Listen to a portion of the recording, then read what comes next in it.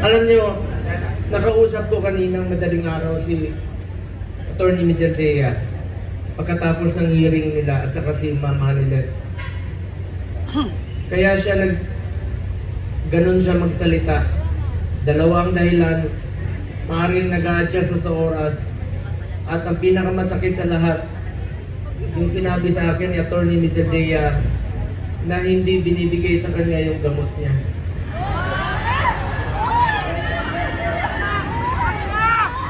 Alam niyo ba, hindi nga niya alam kung ano yung gamot na iniinom niya, binibigay sa kanya ng nurse niya.